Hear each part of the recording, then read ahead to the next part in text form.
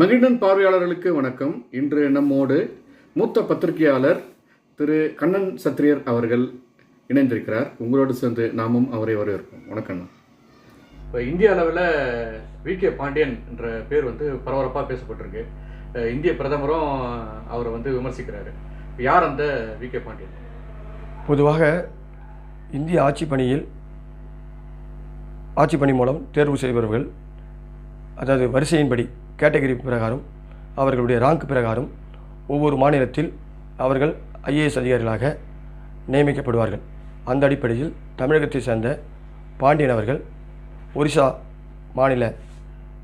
மாநிலத்தில் ஐஏஎஸ் அதிகாரியாக தன்னுடைய பணியை தொடங்கியிருக்கிறார். அவரை அந்த மாநிலத்துடைய முதலமைச்சர் அவருடைய திறமையை பயன்படுத்தி கொண்டிருக்கிறார். அப்படித்தான் வி.கே. பாண்டியன் அங்கு தன்னுடைய திறமையை வெளிப்படுத்தியிருக்கிறார். இல்லை, எல்லா மாநிலத்திலையும் ஒரு ஐஏஎஸ் அதிகாரி அது மாதிரி தன்னுடைய திறமையை வெளிப்படுத்துவார். ஆனால் இவரை மட்டும் ஏன் குறிப்பாக பிரதமர் முதல் கொண்டு விமர்சனம் பண்ணுற அளவுக்கு ஒரு பெரிய நபராக காண்பிக்கப்படுகிறது? இன்றைக்கு ஊடகங்களை பொறுத்தவரை சில இடங்களுக்கு ஏற்ற மாதிரி மாறி தமிழகத்தில் ஊடகங்கள் சில விஷயங்களை சமீபமாக பெரிதுபடுத்துகிறது. இங்கு தமிழகத்திலே பல்வேறு நிகழ்வுகள் நடக்கிறது. அந்த நிகழ்வையெல்லாம் கண்டும் காணாமல் இருந்து விடுகிறார்கள். உதாரணம் சொல்ல வேண்டுமென்றால், தமிழகத்தில் தமிழருக்கான ஆட்சி என்றுதான் திமுகவுடைய ஆட்சியை கலைஞராக இருந்தாலும் சரி, முதலமைச்சர் மு.க. ஸ்டாலின் அவர்களும் சொல்லிக்கொள்வார்கள். ஆனால் இன்றைக்கு நடப்பது தமிழர் ஆட்சியா என்பதை நீங்கள் சிந்தித்து பார்க்க வேண்டும். ஏன் இதை சொல்கிறேன் என்றால், இன்றைக்கு இருக்கின்ற அமைச்சரவையில் திராவிட முன்னேற்ற கழக அமைச்சரவையில் தமிழர்கள் எத்தனை பேர் அமைச்சராக இருக்கிறார் என்று ஒவ்வொரு மனசாட்சி தொட்டு பார்த்து கொள்ள வேண்டும். இன்றைக்கு வேற்றுமொழி, அதாவது தெலுங்கு மொழி பேசுபவர்கள் குறைஞ்சபட்சம் 6 அமைச்சர்களும் ஒரு துணை சபாநாயகரும் இருக்கிறார்கள். நான் அதை குறை சொல்லவில்லை. இன்றைக்கு தமிழர் என்று சொல்லிவிட்டு இன்றைக்கு தமிழருக்கு முன்னுரிமை கொடுக்காமல் இன்றைக்கு வேறு மாநிலத்துக்கு மொழி பேசுபவர்களுக்கு இன்றைக்கு அமைச்சர் கொடுத்துருக்காங்க. இதையெல்லாம் பூத கண்ணாடி போட்டு இன்றைக்கு இருக்கிற தொலைக்காட்சிகள் கடந்த 3 வருடங்களாக இந்த ஆட்சி நடக்கிறது. இதுவரை அதை பற்றி ஒரு விவாத பொருளும் நடத்தியது கிடையாது. ஆனால் அங்கு மோடி அதாவது ஒரு மாநிலத்திலும் ஒரு பிரச்சனையை முன்னிலைப்படுத்துவார்கள். உதாரணத்துக்கு இங்கே கூட பார்த்தீங்கன்னா, எம்ஜிஆர் அவர்கள் முதலமைச்சராக இருந்தபோது, ஜெயலலிதா முதலமைச்சராக இருக்கும்போது என்ன சொன்னார்கள்? இதே திராவிட முன்னேற்ற கழகம் ஒரு மலையாளம் பேசுபவர் தமிழ்நாட்டை ஆள முடியுமா என்று சொன்னார்கள். அது கர்நாடக பாப்பாத்தி தமிழகத்தை ஆள முடியுமா என்று சொன்னார்கள். அப்படியெல்லாம் சொன்னார்கள். அதே போன்று இன்றைக்கு அந்த ஒரிசாவில் அங்கு இருக்கிறது ஒரிசா மக்கள். அப்படி இருக்கும்போது அந்த நிலை அந்த மண்ணுக்கு ஏற்றாபோல், அந்த மக்களுக்கு ஏற்றாபோல் என்ன இருக்கிறோ அதை பற்றி பேசியிருப்பார்கள். தேர்தல் என்பது எப்படியாவது வெற்றி வாய்ப்புகளை பெற வேண்டும் என்று தான். அது மோடி மட்டுமல்ல, கலைஞர் காலத்தில் இருந்து இன்றைக்கு எல்லோரும் அப்படி தான் இருக்கிறார்கள். ஆனால் சில இதை ஆவாத மருமக கைப்பற்ற கால்பற்ற இன்றைக்கு மீடியாக்கள் போடலாம் என்றால் பாஜக என்ன கிடைக்கும், பாஜக பற்றி ஒரு சின்ன விஷயம், ஏதாவது பேனை ஈராக்கி ஈரை பெருமாளாக்கி என்ற கதையை தான் இன்றைக்கு ஈரை பெருமாளாக்கி பேனாக்கி பேனை பெருமாளாக்கி என்ற கதையை தான் இன்றைக்கு செய்து கொண்டிருக்கிறார்கள். இன்றைக்கு தமிழ்நாட்டில் தமிழ் பேசுகின்ற ஐஏஎஸ் அதிகாரிகளுக்கு என்ன மரியாதை இருக்கிறது? அவர்கள் எந்த இடத்தில் வைக்கப்பட்டிருக்கிறார்கள் என்று பார்க்க வேண்டும். உயர்ந்த அந்தஸ்தில் இருப்பவர்கள் யார்? வட மாநிலத்தை சேர்ந்தது. இன்றைக்கி தமிழ்நாடு காவல்துறை தலைவராக இருப்பவர் யார்? இன்றைக்கு தலைமைச் செயலாளருக்கு இருப்பவர் யார்? உண்மையிலேயே ஒரு தமிழர்கள் என்றால் தமிழர்களுக்கு அந்த திறமை இல்லையா? ஏன் நீங்கள் அங்கே இருக்கிற பாண்டியனை பற்றி பேசுகிறீர்கள், தமிழர் பற்றி உருகுகிறீர்கள். இங்கே இருக்கிற தமிழர்களை பற்றி ஏன் உருக முடியவில்லை? ஏன் அவர்களுக்கு நீங்கள் முன்னுரிமை கொடுக்கவில்லை? முதலில் இங்கே உள்ள தமிழர்களுக்கு முன்னுரிமை கொடுத்துவிட்டு நீங்கள் இதே கலைஞர் அவர்கள் தான் ஒரு சூத்திரன் என்று சொல்வார். ஏதோ ஒரே சின்ன முன்னுதாரணம். 1989 ஜெயலலிதா அவர்கள் முதலமைச்சராக இருக்கும்போது சட்டசபையில் ஒரு நிகழ்வு நடந்துவிட்டது. அப்போது அங்கு நிகழ்வு நடந்த உடனே அன்றைக்கு முதலமைச்சர் கலைஞர் அவர்கள், நான் சூத்திரன், என் ஆட்சியை கலைப்பதற்கு இன்றைக்கு எல்லோரும் ஒன்று கூடிவிட்டார்கள் அப்படி என்று சொன்னார். ஏனென்றால் ஜெயலலிதா அம்மையார் அவர்கள் பிராமண வகுப்பை சேர்ந்தவர் என்று சொன்னார். ஆனால் அன்றைக்கு கலைஞரிடம் ஆலோசகர் இருந்தவர் யார் தெரியுங்களா? குகன் என்ற ஒரு பிராமண வகுப்பை சேர்ந்தவர் தான். சா விக்ரமன் என்ற சாவி பத்திரிகையுடைய ஆசிரியர், சா விக்ரமன் ஈழசி நாடகம் என்ற தலைவர். அவர் பக்கத்திலேயே பிராமணர்களை உட்கார்ந்து வைத்துக்கொண்டு நானும் ஒரு சூத்திரன் என்று சொன்ன கதையாக தான். இல்லைண்ணா, நீங்கள் சொல்கிறது சரிதான். ஆனால் இப்போ பொதுவாக இந்திய அளவில் இந்த கேள்வி ஏன் முன்வைக்கிறாங்க அப்படின்னா, இதே பிரதமர் வந்து தமிழ்நாட்டுக்கு வரும்போது தமிழ் வந்து முக்கியமான மொழி, நான் தமிழ் பேசுவதில் பெருமடைகிறேன், திருக்குறளை உயர்த்தி பேசுவது, திருக்குறளை மறக்காமல் மேற்கோள் காட்டுவது, அப்படிலாம் தமிழ்னா ஒரு பெருமைப்படுற மாதிரி இங்கே பேசிட்டு, இங்கே தேர்தல் முடிஞ்ச உடனே அங்கே போயிட்டு அங்கே இருக்க ஒரு தமிழ் ஆளுமையை வந்து அவர் தமிழர், அவர் வந்து இங்கே ஆளலாமா அப்படின்ற மாதிரிலாம் கேட்கறது, இவர் வந்து மொழி பார்த்து அல்லது இனம் பார்த்து பேசுகிற மாதிரி இல்லையா? அப்போது ஒரு தமிழன் வந்து வெளி மாநிலத்தில் ஆளக்கூடாதா? நீங்கள் கேட்கின்ற கேள்வி நியாயமான கேள்விதான். ஆனால் அதில் உள்ள உட்பொருளை நீங்கள் ஆராய்ந்து பார்க்க வேண்டும். இங்கு மாநில தேர்தல் முடிந்துவிட்டது, இங்கு தமிழகத்தில் தேர்தல் முடிந்துவிட்டு தமிழை பற்றி பேசினார்கள், திருவள்ளுவரை பற்றி பேசினார்கள் என்று. ஆனால் தமிழ், திருவள்ளுவர் போன்ற திருக்குறள் போன்ற விஷயங்களை மோடி அவர்கள் தேர்தல்களுக்கு மட்டுமே பயன்படுத்தவில்லை. அவர் உலக அளவில் சென்றால் கூட தமிழ் குறளை பற்றியும் பேசுகிறார், தமிழுடைய பெருமை பற்றியும் பேசுகிறார். இன்னும் சொல்ல போன்றால், நான் அடுத்த முறை ஒரு தமிழை பூர்வமாக படித்து கொண்டு வரேன். தமிழ் மீது அவர் மிகுந்த பற்று பாசம் இருக்கிறது. அப்படி இல்லைன்னா இன்றைக்கி பார்த்தீங்கன்னா பல்வேறு விருதுகள் இன்றைக்கு பாரத ரத்னா இருக்கட்டும் பல்வேறு தமிழகத்தை சார்ந்தவர்களுக்கு தான் கொடுக்கப்பட்டிருக்கிறது. இளையராஜா யார்? ஆனால் இதே இளையராஜாவுக்கு ஒரு பட்டியலத்தை சேர்ந்தவர். அவர் வந்து ராஜ்யசபா உறுப்பினர் ஆகும்போது என்ன சொன்னார்கள்? வரவேற்றிருக்கணும். ஒரு பட்டியலின் சமுதாயத்தை சேர்ந்தவருக்கு மத்திய அரசு, மத்தியில் ஆளும் பாஜக அரசு ஒரு அந்த கலைத்துறைக்கான ஒரு நியமன ராஜ்யசபா எம்பி கொடுக்கும்போது அப்போது இங்கே என்ன சொன்னார்கள்? வரவேற்கவில்லை. இளையராஜாவை விமர்சனம் செய்தார்கள். இன்றைக்கு அதான் நான் சொல்கிறேன், ஆவாத மருமக கைப்பற்றா குற்றம் கால்பற்றா குற்றம் கதை தான். இவங்களுக்கு தேவையானா இவங்க ஒன்றும் செய்ய மாட்டாங்க. அங்கே வந்து நல்லது செய்தாலும் விமர்சிப்பார்கள், அல்லது ஏதாவது ஒன்று கிடைக்காத தேடி பார்ப்பாங்க. தேடி பார்ப்பு அதில் அரசியல் பண்ண பார்ப்பார்களே தவிர. இப்போ ஒரு பிரதமர் மோடி பேசுறது நியாயம் சொல்ல வரீங்களா நீங்கள்? நான் கடந்த கால வரலாறை நான் சொல்கிறேன். தேர்தல் காலத்தில் இது ஒரு யுக்தி தான். நான் அதான் சொல்கிறேனே, ஒரு சட்டமன்ற தொகுதியிலேயே அங்கு கம்யூனிட்டியை வச்சு ஒரு பகுதியில் போகும்போது நீ பொதுவான வேட்பாளர் என்பவர் அந்த தொகுதியிலே பார்த்தீங்கன்னா எல்லா மதம் எல்லா ஜாதி மதம் தான் இருக்கும். ஆனால் ஒரு சர்க்கிளில் போகும்போது மட்டும் இவர் இந்த சமூகத்தை சேர்ந்தவர், உங்கள் சமூகத்தை வாக்களியுங்கள் அப்படின்னு கேட்குறாங்க. அந்த மாதிரி ஒரிசாவில் சில பிரச்சனைகள் அந்த மாநிலத்தில் அந்த மாநிலத்துக்கு ஏற்ற மாதிரி அங்கே என்ன சொல்கிறாங்கன்னா, அங்கே இருக்க மக்கள் ஏன் இங்கே இந்த மண்ணில் மைந்தர்கள் இல்லையா, ஏன் இவங்களுக்கு அறிவு இல்லையா, இவங்களுக்கு முக்கியத்துவம் இல்லையா, ஏன் தமிழர் முக்கியத்துவம் என்ற பிரச்சனை எழுந்ததின் காரணமாக இப்படிப்பட்ட ஒரு பிரச்சாரங்கள் வந்திருக்கும் என்று நினைக்கிறேனே தவிர இதெல்லாம் தேர்தல் காலத்தில் வர பிரச்சனை தேர்தல் காலத்தான். அதுக்கப்புறம் எல்லாம் மறந்து போயிடும். நான் தான் சொல்கிறேன், இங்கே இருக்கிற திராவிட கட்சிகள் இது போன்று பிரச்சாரம் செய்யவில்லையா? சொல்லுங்கள். நீங்கள் வந்து மொழியை வச்சு சொல்கிறீங்க. ஆனால் சரி, நான் தான் சொல்கிறேன், மொழியை வச்சு பேசும்போது இன்றைக்கு தமிழ்நாட்டிலே என்ன நிலை இருக்கிறது நீங்கள் அதை பாருங்கள். தமிழ் அப்படின்னு சொன்னால் இன்றைக்கி தமிழ்நாட்டில் தமிழ் சார்ந்த அதிகாரிகள் எவ்வளோ பேர் முன்னுரிமை கொடுத்துருக்காங்க. ஏன் தமிழுக்காக வந்த இது கிடையாதா? நீ அதோ பார் தமிழுக்கு பிரச்சனை, அதோ பார் தமிழுக்கு பிரச்சனை, இங்கே உள்ள தமிழருக்கு பிரச்சனை கிடையாது. நீ வந்து பக்கத்து வீட்டுக்காரனை பாருன்னா இதை கம்யூனிஸ்ட் சொல்லுவாங்க, சாதாரண சொல்லுவாங்க. என்ன சொல்லுவாங்கன்னா, இங்கே இருக்கிற பிரச்சனை சொல்ல மாட்டாங்க. அங்கேயே பார், ரஷ்யாவை பார், சைனாவை பார், வியட்நாமை பார், இவனுக்கு தெரியாது. இங்கே பக்கத்து வீட்டில் இருக்கிறவனை பற்றி நீ பாடுறான்னா நீ பாருன்ற கதை தான் இவங்க கதை. இவனுங்க நீ வந்து பக்கத்தில் இருக்கிறதா என்ன நடக்குது அவனை பற்றி பார்க்கணுமே தவிர அது மாதிரி தான் இவங்க என்னன்னா இங்கே விட்டுருவாங்க. தமிழ்நாட்டில் தமிழர்கள் வந்து பாதிப்பு, தமிழர் பிரச்சனைகள் இதெல்லாம் விட்டுருவாங்க. ஆனால் ஏன்னா இவன் எல்லை தாண்டி தெரியாதுல்ல, இதை வந்து பெருசு பண்ணி அது மாதிரி இது பண்ணுறாங்க. இந்த தேர்தல் முடிவு எல்லாவற்றுக்கும் ஒரு சரியான பதிலறி கொடுக்கும் என்பது என்னுடைய கருத்து மட்டுமல்ல, ஒட்டுமொத்த தமிழக மக்களுடைய கருத்தாகவும் அமையும் என்பதுதான் என்னுடைய அனைத்தரமான கருத்தாகும். இந்த தேர்தல் பிரச்சாரம் இந்த மாதிரி விமர்சனம் என்பது அந்த மாநிலத்தினுடைய தலைவர், பிஜேபியுடைய தலைவர் பேசியிருந்தா அது ஒரு பெரிய சர்ச்சையாக இருக்காது. ஒரு பிரதமராக இருந்து அவர் பேசும்போது தான் அவ்வளோ தூரம் வருதுன்றது புரிஞ்சிக்க முடியுது. இப்போ எங்களுடைய அடுத்த கேள்வி என்னென்னா, வர 7ஆம் தேதி இறுதிக்கட்ட ஏழாவது கட்ட தேர்தல் வந்து நடக்க போகுது. அப்போ 1ஆம் தேதி வந்து இந்தியா கூட்டணி சேர்த்த தலைவர்கள்லாம் ஒன்றா சேர்றாங்க. இது எதை நான் காட்டுது? ஏற்கனவே 6 கட்ட தேர்தல் முடிவடைந்து விட்டது. இப்போ 7ஆம் இறுதிக்கட்ட வாக்குப்பதிவு 1ஆம் தேதி நடக்கிறது.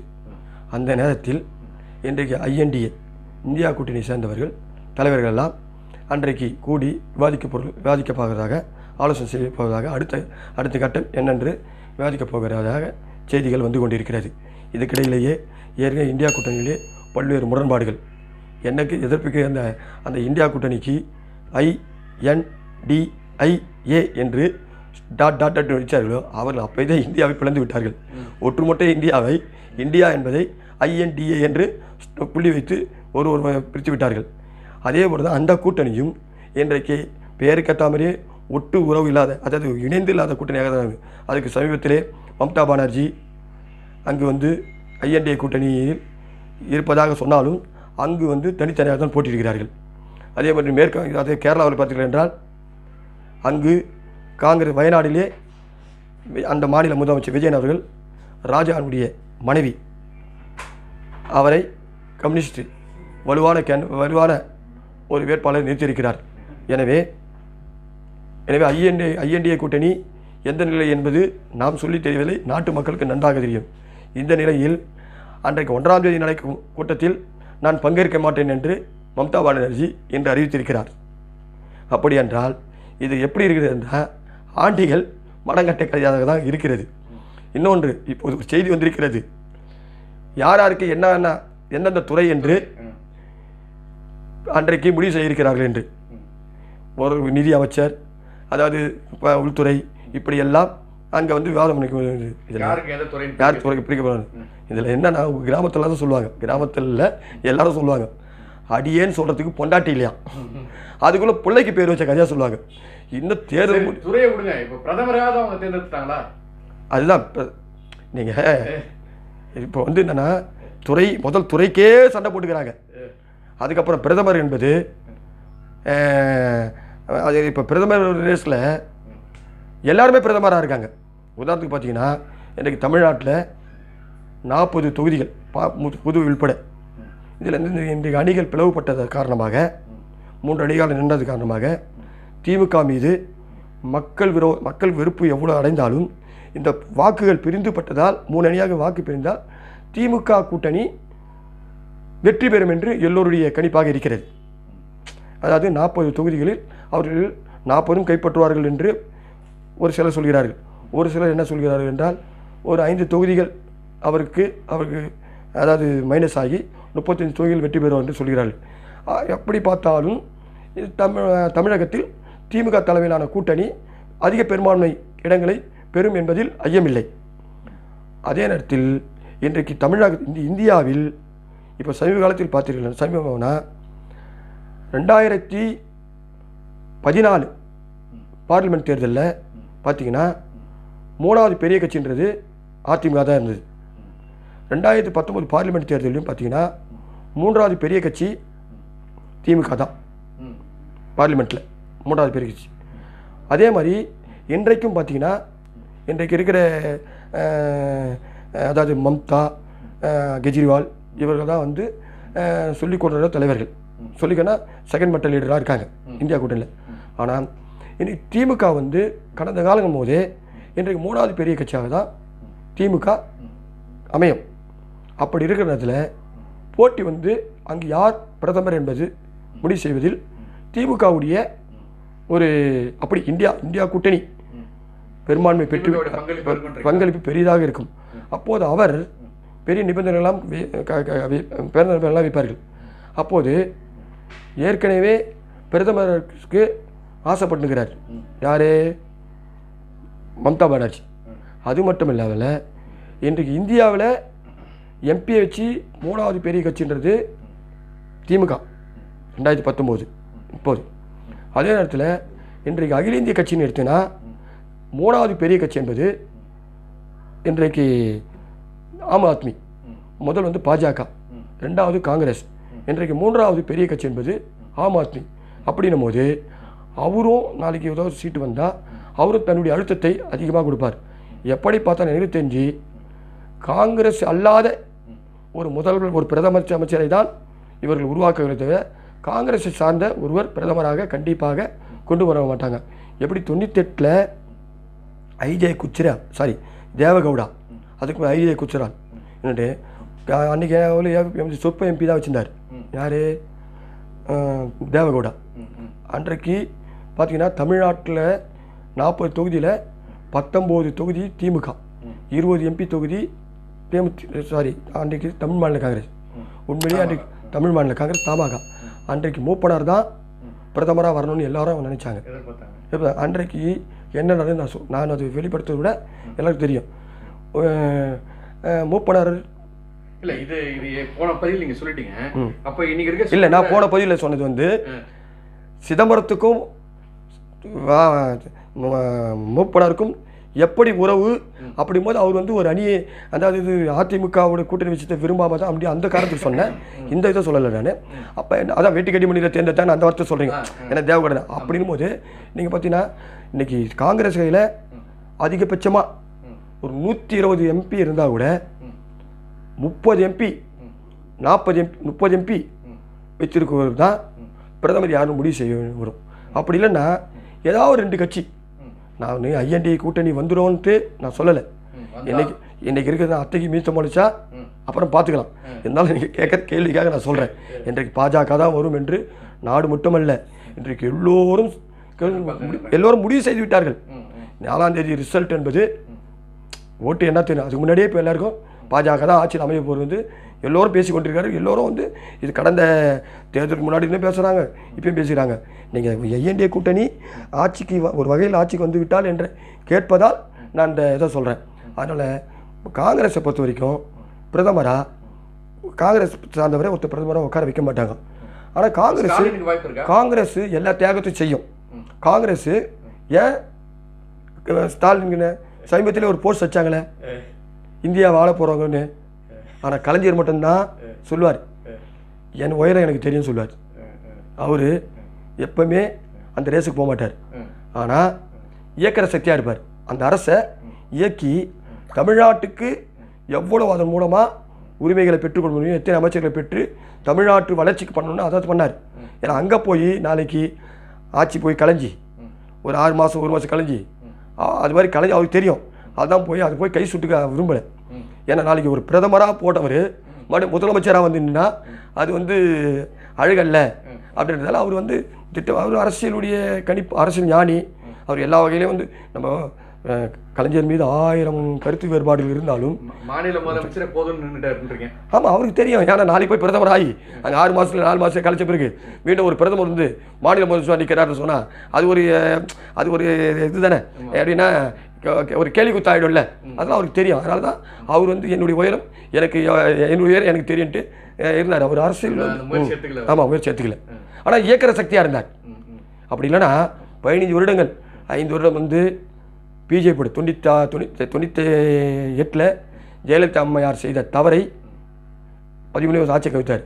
அதை கலைஞர் சரியாக பயன்படுத்தி பிஜேபி ஆதரவு கொடுத்து 5 வருடம் நிறைவாக ஆட்சி செய்து அதற்கடுத்து காங்கிரஸ் அரசு 10 வருடங்கள் நிறைவாக அவருக்கு ஆதரவு கொடுத்து 15 ஆண்டுகள் அவர் மத்தியிலே ஆட்சியில் இருந்தால்தான் இன்றைக்கு தமிழ்நாட்டில் அதன் மாற்றுக்கிறது. தமிழ்நாட்டில் இன்றைக்கு பல்வேறு திட்டங்கள், சாலைகள், இன்றைக்கு பல்வேறு தொழிற்சாலை நிறுவனங்கள் எல்லாம் வந்திருக்கிறது என்றால் அன்றைக்கு 15 ஆண்டு காலம் தொடர்ந்து மத்தியிலே அங்கம் வகித்ததால் தான் இதையெல்லாம் வந்தது என்பதை அதை சொல்வதில் மாற்றுக்கருத்துக்களை. இன்றைக்கி வந்து ஒயிட் காலர் ப்ளூ காலர்னு சொல்வார்கள். இன்றைக்கு தமிழகத்திலே ஒயிட் காலர் அதிகமாக வந்தவர்கள். இன்றைக்கி ஒரு காலத்தில் இங்கிருந்து வேலை தேடி தமிழர்கள்லாம் போனாங்க. ஆனால் இன்றைய நிலையில் வட மாநிலத்திலிருந்து தொழிலாளர்கள்லாம் வந்துட்டாங்க. ஏன்னா இங்கெல்லாம் எல்லாரும் என்னாச்சுன்னா இங்கே வந்து ஒயிட் கலர் ஆகிட்டாங்க. இங்கே தமிழர்கள் வந்து இன்றைக்கு வந்து எல்லாம் வந்து படித்து ஓரளவுக்கு மேல்நிலைக்கு வந்தாங்க, சாஃப்ட்வேர் ஃபீல்டில் இருக்கிறாங்க. இது பார்த்தோன்னா எங்கே போய் முடியுன்றது தெரில. அதே குடிக்கு அடிமையாகிட்டாங்கன்றதில் தமிழர்கள் அறிவாளிகள், உழைப்பாளிகள், அதில் வந்து மாற்று கருத்தே கிடையாது. அதனால் மருத்துவர் ராமதாஸ் ஐயா அவர்கள் இன்றைக்கு தொடர்ந்து என்ன சொல்கிறாருன்னா, நீங்கள் பார்த்தீங்கன்னா மக்கள் தொலைக்காட்சி என்பது ஒரு எல்லோரும் சொல்லுவாங்க ஜாதி மதம் மொழி இதுக்கு அப்பாற்பட்டு மக்கள் தொலைக்காட்சி தான். தூய தமிழை பார்த்தோம். மக்கள் தொலைக்காட்சி என்பது புது அதை வயலில் வாழும் நிகழ்ச்சி வந்து இதில் பண்ணுவாங்க, தூர்தர்ஷன். ஆனால் இன்றைக்கு வயலில் வாழும் நிகழ்ச்சி, இன்றைக்கு தூய தமிழ் என்ற மாரி இன்றைக்கு தெருக்கூத்து தான் இந்த திரைப்படத்துக்கு முன்னோடி. எனக்கெல்லாம் தெருக்கூத்துனா ரொம்ப பிடிக்கும். நான் கூட மக்கள் தொலைக்காட்சியில் தெருக்கூத்து விரும்பிப்பாங்க. இன்றைக்கு பண்டைய கலாச்சாரத்தை இன்று புதுப்பித்து வராங்க. எத்தனை பேர் அதை பார்க்குறாங்க? இந்த முறை வந்து தேர்தல் முடிஞ்ச உடனே வழக்கம் போல் திமுக வந்து ஓட்டு பெட்டியை வந்து மாற்றிட்டாங்க, ஓட்டு பெட்டி மிஷின் வந்து ஏமாற்றிட்டாங்க பிஜேபி அப்படின்ற வார்த்தை இந்த முறையும் இருக்குமா? அல்லது அவங்க போன முறை ஜெயிச்சதுனால சொல்லாம விட்டாங்களே, இப்போ இந்த முறை அவங்க எப்படி எதிர்பார்ப்பாங்க? சார் உண்மையிலேயே சொல்ல போனால் இந்த இஎம்இ மிஷின், எலக்ட்ரானிக் வாக்களி மிஷின், ஓட்டு போடும் மிஷினை கொண்டு வந்ததே யாருன்னா காங்கிரஸ் அரசு தான் கொண்டு வந்தது. அதுவும் யாருன்னா திராவிட முன்னேற்ற கழகம் கூட்டணி தான் கொண்டு வந்தாங்க. அதே கொண்டு வந்தாங்க. இன்னொன்று, இது வரைக்கும் திமுக வெற்றி பெற்றாங்களே, கடந்த அந்த வாக்கு ஏதாவது எலக்ட்ரானிக் வாக்கு இயந்திரம் கொண்டு வந்ததுலேருந்து, இஎம்இ மிஷின் வந்ததுலேருந்து திமுக பல முறை வெற்றி பெற்றிருக்கிறது. கடந்த எம்பி தேர்தலிலும் சரி, கடந்த 2000 சட்டமன்ற தேர்தலும் அந்த வாக்கு இயந்திரத்துக்கு தானே தேர்தல் நடத்தாங்க. அப்படி அது தவறானது என்றால் அப்போ வந்து இவர் தவறான முறையில் வெற்றி பெற்றார்களா? எப்படின்னா, வெற்றி பெறும் போதெல்லாம் எலக்ட்ரானிக் மிஷினை பற்றி சொல்ல மாட்டாங்க. இவருக்கு எப்படியெல்லாம் தோல்வி ஏற்படுதோ அப்போதான் காரணம் சொல்லுவாங்க. இதை ஜெயலலிதா அம்மையாரே பல முறை சொல்லிடுறாங்க. ஜெயிக்கும் போது அந்த அம்மா எலக்ட்ரானிக் மிஷினை குறை சொல்ல மாட்டாங்க, தோல்வி அடைஞ்சா சொல்லுவாங்க. அதே மாதிரி கலைஞர் சொல்லுவார், வெற்றி பெற்றால் சீட்டு எண்ணிக்கை சொல்லுவார். சீட்டு எண்ணிக்கைனா இவ்வளோ சீட்டில் நாங்கள் வெற்றி பெற்றுட்டு, தோல்வி அடைஞ்சா என்ன சொல்லுவார்? சதவீத கணக்கு சொல்லுவார். நான் 2% 1% தான் தோற்றேன், மக்கள் என் பக்கம் தான் இருக்காங்க, நீங்கள் வந்து எண்ணிக்கை அடிப்படை தான். ஆமாம், அதனால் அது கலைஞருக்கு அது வந்து திமுகவுக்கு சொல்லிக் கொடுக்குற இதே கிடையாது. இதே நாளைக்கு இது நீங்கள் சொல்கிறீங்க, நாளைக்கு இதே பிஜேபி கூட அவங்க சேர்ந்தாலும் ஆச்சரியப்படுத்தலைங்க. நான் சொல்கிறேங்க, 98 பண்டாரம் படத்தை சொன்னேன், அதுக்கும் ஒரு வாய்ப்பு இருக்கு. இன்னும் 2.5 வருஷம் கரை சேரணும். எல்லாத்துக்கும் துண்டு போட்டு. ஆமாம், எல்லாத்துக்கும் கரை சேரணும். நன்றிண்ணா. எங்களுடைய அரங்கத்திற்கு வந்து எங்களுடைய பல்வேறு கேள்விகளுக்கு உங்களுடைய பொன்னான நேரத்தை ஒதுக்கி பதில் அளித்தமைக்கு மிக்க நன்றி. நன்றி.